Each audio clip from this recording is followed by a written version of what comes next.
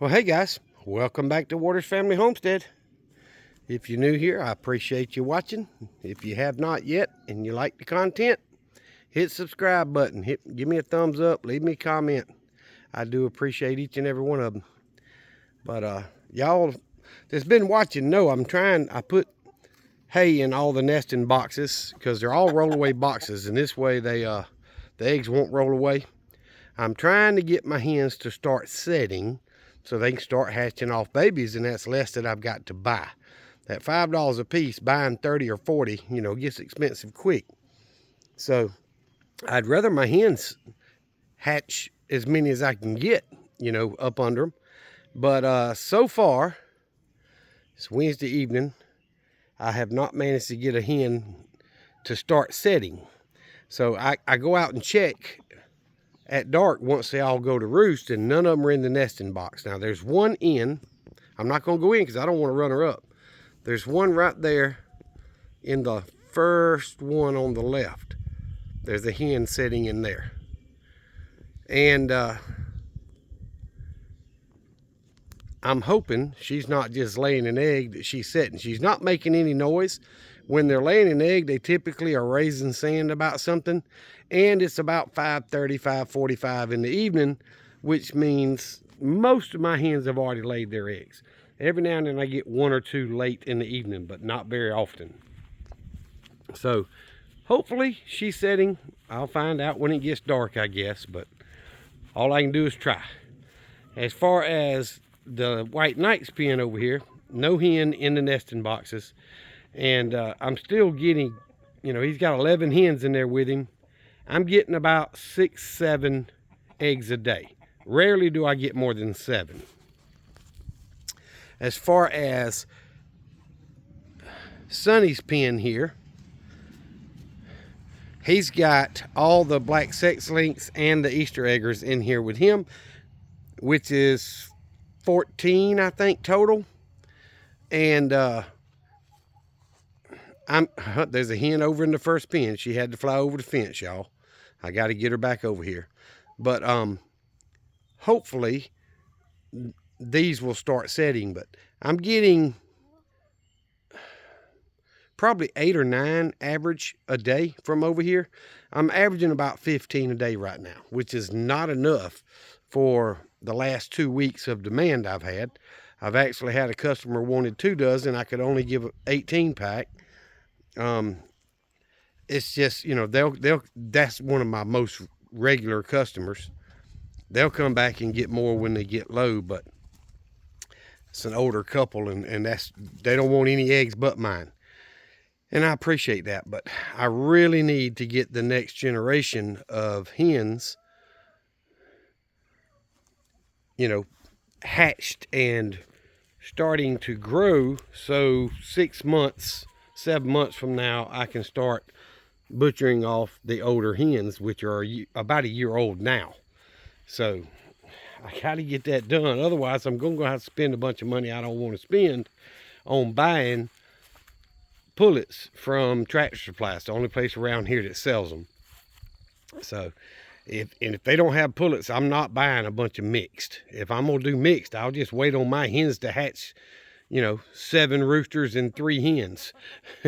I'm just not going to do it. I can either get pullets or I'm not going to buy any. But you can process a chicken that's up to 2 years old. It's just a whole lot more tender as far as consumption wise and cooking them if you keep them less than a year and a half to a year. So they've reached their age, and I need baby chicks. So anywho, I'm gonna walk around here. Everything seems to have leaves or buds coming out on it. The fruit trees, that is. And the apple trees are still late, but I see a few little leaves coming up on them. So the scuppling vine's got, y'all see, it's leaves are coming out all over it. So it's going to have another good year. I hopefully better year than last year, but it's going to have a good year. I just want it to keep growing down the fence. And this apple tree right here, which probably going to get cut down this year, but it's coldest winter we've had in a while the last 2 years, and I still hadn't gotten an apple. So there's some leaves coming out on it, just a few, not a whole lot. Let's see if I can make that focus. There we go. So there's some coming out on that apple tree. Of course, the pear tree has got blooms and leaves all over it. The fig tree's got all new leaves on it, and you can see the frost did hurt it when it happened here, but that's not going to stop a fig tree. So it's got little shoots coming off everywhere. And I did prune it back. I need to come cut down a few more that's come up since I pruned, like that one. But and I usually knock off these things here because they're not going to do any good as far as raising me figs. But I'm trying to get it to go up and wider instead of just spread all at the bottom where it's hard to mow around and maintain. And then this apple tree, I do not see any leaves on this one. I see one or two little places. It looks like there may be a bud that's going to be a leaf or two, but I don't see any leaves on it yet. And this is the oldest tree on my property. This tree is probably 10 years old, and it has never produced an apple, even though it did have blooms last year. So the blueberry bushes are loaded. They got blooms all over them and new leaves all over them. You see the carpenter bees there. Let me see if I can zoom in. The carpenter bees are pollinating it. I wish the honeybees were, but I see at least 4 carpenter bees on there right now. So, and I need to cut all them pear tree regrowth down because I do not want them to grow with the fire blight they had. It's just not worth the headache. I did manage to get the leaves and a few weeds back here cut and mulched when I did the grass last weekend.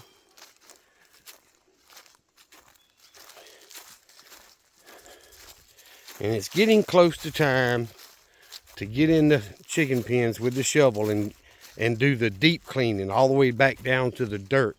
You know, take 3 or 4 inches out of it. And that usually ends up with being 3 or 4 wagon loads. And it's a lot of work. I can't do them all in one day by myself. So maybe I'll do that the next time my grandson comes over, and we'll start on that first empty pen. If we can get it done, then I'll move all the chickens over to the first pen from the middle and do the middle pen, and then we'll move this white knight into the middle while I do the last pen. Something like that anyway. Just a lot less stress on them. But it's an old freezer that we finally got moved from the end of the building, and the push mower that I had worked on, he said it run, but I could never get it to crank.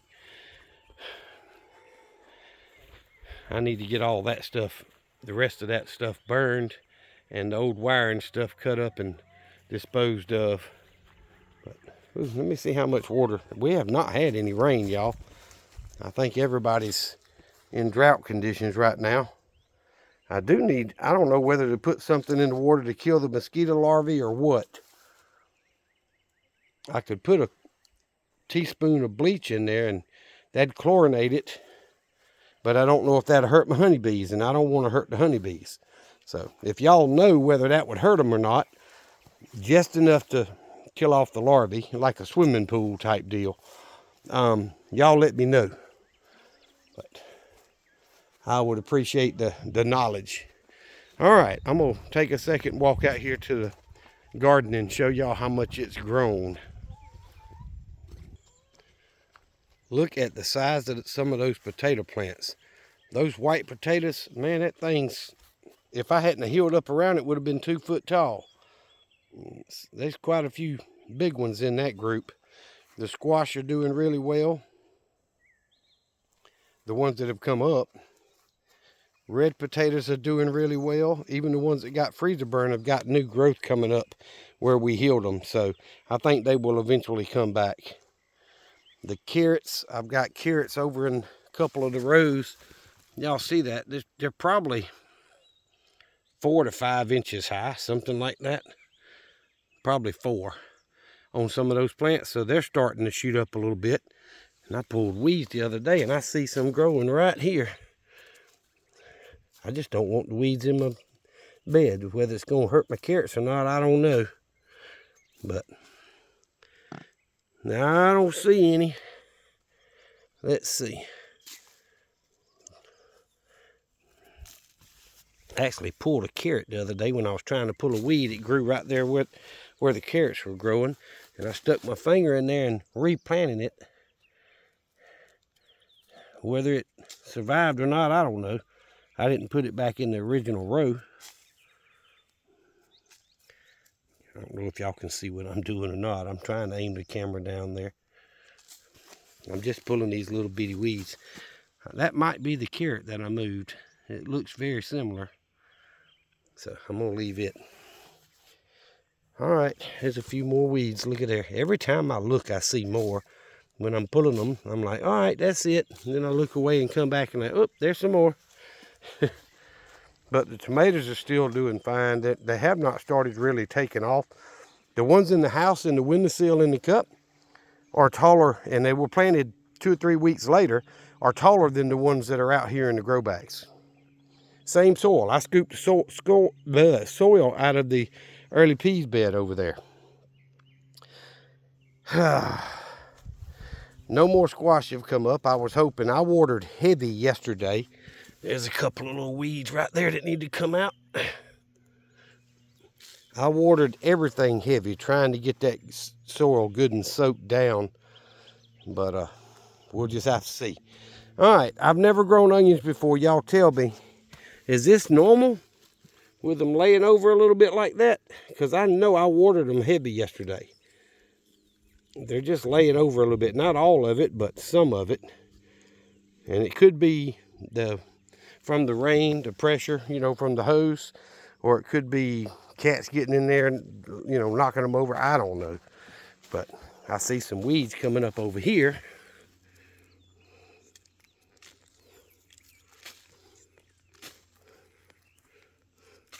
Try to pull them out. Get them while they're young before their roots get deep. And get them out of there.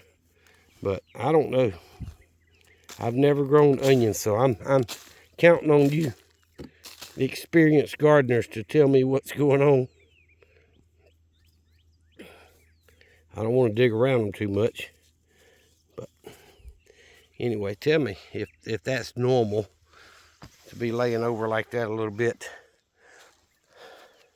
I didn't check every grow bag, but most of them that I looked into, it still looked the same as they did a week ago. They really haven't done much. But the early peas are kind of bushing out and still growing those little tendrils that'll grow and grab the wire, like right here. Y'all see that? So I know they'll end up grabbing the cage around them and start holding on and growing up, but it's just going to take a little bit more time, I guess.